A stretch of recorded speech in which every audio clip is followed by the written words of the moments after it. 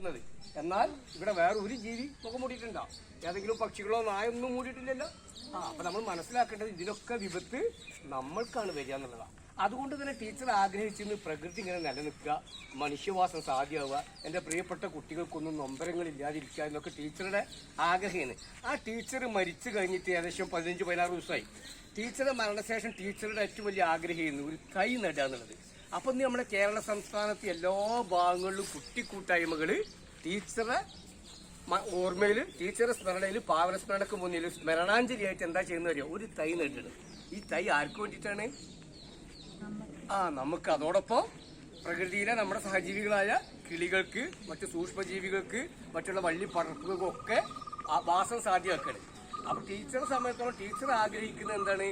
ഇനി വരുന്നൊരു തലമുറക്ക് ഇവിടെ വാസം സാധ്യമാക്കാനാകുന്ന പ്രവർത്തനങ്ങൾ ഉണ്ടാവുന്നതാണ്. ടീച്ചർക്ക് വലിയ നൊമ്പര മുതിർന്ന ആളുകളെ കാണുന്ന പോലും. കാരണം ടീച്ചർ എന്താ പറയുക? അവർ വികസനം കൊണ്ടുവരും. ഈ വികസനം എന്ന് പറയുന്നത് നമ്മുടെ അസ്തിത്വം നഷ്ടപ്പെടുത്തിക്കൊണ്ടാവരുത്. നമുക്ക് കിട്ടുന്ന 3 വിഭവങ്ങളുണ്ട്. നിങ്ങളെല്ലാവരും മനസ്സിൽ ഉറപ്പിക്കണം. എന്തൊക്കെയാണ് ആ 3 വിഭവങ്ങൾ? ഞാൻ ഇപ്പോൾ നിങ്ങളെ മുന്നേ നിങ്ങൾ സംസാരിക്കുന്നത് എന്തുകൊണ്ടാ? 13.5 കിലോ ജീവവായു ശരാശരി ഒരു മനുഷ്യന് വേണമെന്നാണ് പറയുന്നത്. ഈ സാധനം ഫ്രീ ആയിട്ട് എനിക്ക് കിട്ടുകയാണ്. ഈ ജീവവായു എനിക്ക് കിട്ടുന്നത് കൊണ്ട് ഞാൻ ഇങ്ങനെ സംസാരിക്കുന്നില്ലേ? ഈ ജീവവായുവാണ് എന്നെ നിലനിർത്തിക്കൊണ്ട് ഇവിടൊക്കെ സംസാരിക്കാനുള്ള ശേഷിയെ പ്രദാനം ചെയ്യുന്നത്. പിന്നെന്താ വേണ്ടത്? ചവിട്ടി നിൽക്കുന്ന മണ്ണ്. ആ മണ്ണ് നമുക്ക് വീട്ടിൽ കൊണ്ടുവരാൻ പറ്റുമോ? നമുക്ക് എവിടെന്നെങ്കിലും കിട്ടുമോ മണ്ണ് വേറെ? അതും പ്രകൃതിയുടെ വിഭവമാണ്. പിന്നെന്താ വേണ്ടത്? വെള്ളം. ആ വെള്ളമാണ് നമ്മുടെ മനുഷ്യന്റെ ജീവന്റെ തുടിപ്പ്. ആ വെള്ളം നമുക്ക് ഉണ്ടാക്കാൻ കഴിയുമോ? അപ്പൊ ആ വെള്ളവും പ്രകൃതിയിലെ വിഭവമാണ്. ഈ 3 വിഭവങ്ങൾക്ക് അക്ഷരാർത്ഥത്തില് ബദലില്ല. ഉണ്ടോ? ബദല് പകരം വെക്കാൻ പറ്റിയ സാധനം ഉണ്ടോ? വേറെ എല്ലാറ്റിനും ബദലുണ്ട്. ഈ പ്രകൃതി വിഭവങ്ങളായ കുടിവെള്ളവും ഞാൻ ചവിട്ടി നിൽക്കുന്ന മണ്ണ്, ഞാനാകുന്ന മണ്ണ് എന്നാ പറയാ. കാരണം ഞാനടക്കം മരിച്ചു കഴിഞ്ഞ് 100 ദിവസം കഴിഞ്ഞ ഒരു പിടി മണ്ണായി മാറുന്ന പറയാ. അപ്പൊ ഈ ഞാനാകുന്ന മണ്ണും ഞാൻ കുടിക്കുന്ന ജീവജലവും ഞാൻ ശ്വസിക്കുന്ന പ്രാണവായുവും ബദലില്ലാത്ത വിഭവങ്ങളാണ്. ഇത് വരും തലമുറയിലേക്ക് പകർന്നു കൊടുക്കാൻ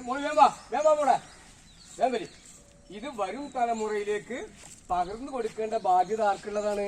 നമുക്കുള്ളതാണ്. നമ്മുടെ മക്കൾക്ക് അവരുടെ മക്കൾക്കിവിടെ കഴിയണം. അത് പാടി വെക്കേ. നമ്മുടെ മക്കൾക്ക് അവരുടെ മക്കൾക്കിവിടെ കഴിയണം. ഇത് പാടി വെക്കേ. നമ്മുടെ മക്കൾക്ക് അവരുടെ മക്കൾക്കിവിടെ കഴിയണം. ഒന്ന് പഠിക്കേ. നമ്മുടെ മക്കൾക്ക് അവരുടെ മക്കൾക്കിവിടെ കഴിയണം. ഒന്ന് പഠിക്കേ. നമ്മുടെ മക്കൾക്ക് അവരുടെ മക്കൾക്കിവിടെ കഴിയണം. നമ്മുടെ ആഗ്രഹം എത്ര ചെറിയ ആഗ്രഹം! അല്ലാതെ ആരെങ്കിലും ഇല്ലാതാക്കിക്കൊണ്ട് നമുക്ക് ജീവിക്കണം എന്നാണോ? അല്ല, നമുക്ക് നമ്മുടെ മക്കൾക്ക് അവരുടെ മക്കൾക്ക് ഇവിടെ കഴിയാൻ പറ്റുന്ന ചെറിയൊരു ആഗ്രഹമാണ്. ഇത് ചെറിയ ആഗ്രഹമാണോ? അല്ല. ആകാശഭൂമിക്കിടയിലുള്ള സർവ്വചരാചരങ്ങൾക്കും ജീവിക്കാൻ കഴിയണം. ജീവിതവാസം സാധ്യമാകാനാണ് പ്രാർത്ഥന. അപ്പൊ എന്റെ കുട്ടികളെ ഞാൻ കൂടുതൽ വെയിൽ കൊള്ളിക്കാൻ ആഗ്രഹിക്കുന്നില്ല. അപ്പൊ നിങ്ങൾ നമ്മൾ ഈ മരത്തൈ വെക്കുന്നതിന് മുന്നേ ടീച്ചർ നമ്മോട് ചോദ്യം ചോദിച്ചിട്ടുണ്ട്. എന്താ ചോദ്യം എന്നറിയോ? കാടെവിടെ മക്കളെ? കാടെവിടെ മക്കളെ? മേടെവിടെ മക്കളെ? കാട്ടുപുൽ തകിടിയുടെ വേരെവിടെ മക്കളെ? ഒന്ന് ഉറക്ക പറഞ്ഞേ. കാടെവിടെ മക്കളെ? മേടെവിടെ മക്കളെ? കാട്ടുപുൽ തകിടിയുടെ വേരെവിടെ മക്കളെ? കാട് എന്ന് പറഞ്ഞാൽ എന്താ മനസ്സിലായോ? മനുഷ്യന്റെ ആദ്യത്തെ വീട് കാടായിരുന്നു. അവിടെയാണ് നല്ല ഓക്സിജൻ ഉള്ളത്. ആ കാട്ടിലെ ഓക്സിജനാണ് നമ്മുടെ ജീവവായു. നിങ്ങൾ കേട്ടിട്ടുണ്ടോ പശ്ചിമഘട്ടം? പശ്ചിമഘട്ടത്തിൽ വരുന്ന 13.5 കിലോ ജീവവായുവാണ് ഞാൻ ശ്വസിക്കുന്നത്. അതൊരു കാടാണ് പശ്ചിമഘട്ടം. പിന്നെന്താ പറഞ്ഞേ? മേടെവിടെ മക്കളേന്ന്. മേട് എന്ന് പറഞ്ഞാൽ എന്താ? മേട് എന്ന് പറഞ്ഞാൽ മലയോരങ്ങൾ അല്ലെ? പിന്നെന്താ പറഞ്ഞേ? കാട്ടുപുൽ തകിടിയുടെ വേരെവിടെ മക്കളേന്ന്. നമ്മുടെ വേര് പോലും അറുത്തുകൊണ്ടിരിക്കുന്ന ഒരു സമയത്താണ് ഞാനും നിങ്ങളും ടീച്ചറെ മുന്നിൽ ടീച്ചർക്ക് വേണ്ടിയിട്ട് ഒരു തൈ നടാം. ഒന്ന് പറഞ്ഞ ഒരു തൈ നടാം. ആ തൈ ആർക്ക് വേണ്ടിയാണ്? നമുക്ക് വേണ്ടി. പിന്നെ ആർക്ക് വേണ്ടിയാണ്? അമ്മയ്ക്ക് വേണ്ടി. പിന്നെ ആർക്ക് വേണ്ടിയാണ്? മക്കൾക്ക് വേണ്ടി. പിന്നെ ആർക്ക് വേണ്ടിയാണ്? നല്ല നാളേക്ക് വേണ്ടി. പിന്നെ ആർക്കാണ്? 100 കിളികൾക്ക് വേണ്ടി. ഈ 100 കിളികൾ എന്ന് പറഞ്ഞാൽ 100 എണ്ണം മാത്രമാണോ? അങ്ങനെ 1000 1000ത്തിന്റെ അപ്പുറത്തേക്ക് 1 അല്ല 10 അല്ല 100 അല്ല 1000 1000 അല്ല 10,000 ലക്ഷങ്ങൾ സൂക്ഷ്മജീവികളും പ്രാവുകളും മറ്റുള്ള ജീവികളും നമ്മൾ ചുറ്റുപാടില്ല. ഇവർക്കൊക്കെ ജീവിതവാസം സാധ്യമാണെന്ന് ടീച്ചർ ആഗ്രഹിച്ചിരുന്നത്. അതിനു വേണ്ടിയാണ് നമ്മളൊരു തൈ നടുന്നത്. ആ ബോധ്യങ്ങൾക്കില്ലേ? അപ്പൊ നിങ്ങളുടെ ഉള്ളിൽ എപ്പോഴും ഉണ്ടാവണം നമ്മൾ ചെയ്യുന്ന പ്രവർത്തനം നമുക്ക് നമ്മുടെ മക്കൾക്ക് അവരുടെ മക്കൾക്ക് ഇവിടെ കഴിയണം. ഇത് നിങ്ങൾ മറക്കരുത്. ഇത് നിങ്ങളുടെ ഉള്ളിലുണ്ടെങ്കിൽ നിങ്ങൾക്ക് തോന്നും നമ്മള് മാത്രമല്ല ഇവിടെ ജീവിക്കുന്നത്, നമ്മുടെ ശേഷം പലരും വരാൻ നമ്മൾ മനുഷ്യര്. പക്ഷെ അതിനപ്പുറം ആകാശഭൂമിക്കിടയിലുള്ള സർവ്വജരാചരങ്ങൾ ഇവിടെ നിലനിന്നാലേ ഈ മനുഷ്യർക്ക് നിലനിൽക്കാൻ കഴിയുള്ളൂ. അപ്പൊ നിങ്ങൾ ഈ പറയുന്നത് തന്നെയാണ് നിങ്ങളുടെ പ്രാർത്ഥന.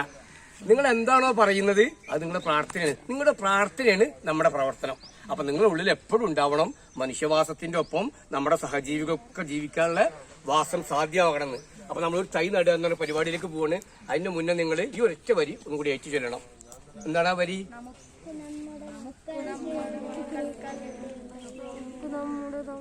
നമുക്ക് നമ്മുടെ മക്കൾക്ക് അവരുടെ മക്കൾക്ക് ഇവിടെ കഴിയണം. ഒന്ന് പാടിയേ.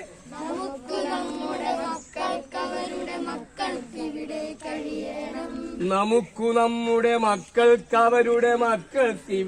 കഴിയണം.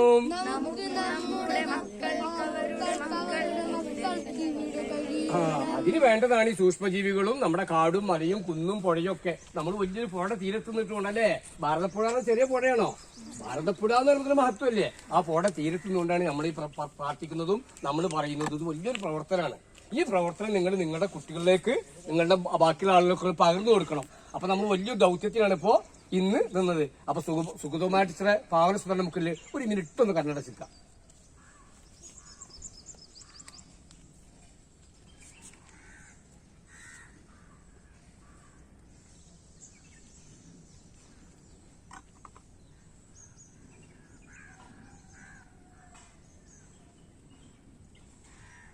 ഓക്കെ. അപ്പൊ നിങ്ങൾ എല്ലാവരും ഒന്നിച്ചു പറഞ്ഞം.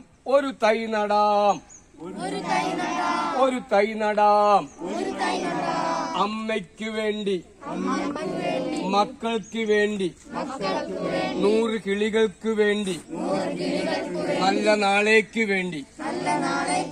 നമ്മൾ ആ കർമ്മം ചെയ്യാൻ പോവാണ് ഇനി. അപ്പൊ ആദ്യം മുമ്പിൽ ചെറിയ കുട്ടികൾ നിൽക്കുക. അവരെ പുറകിൽ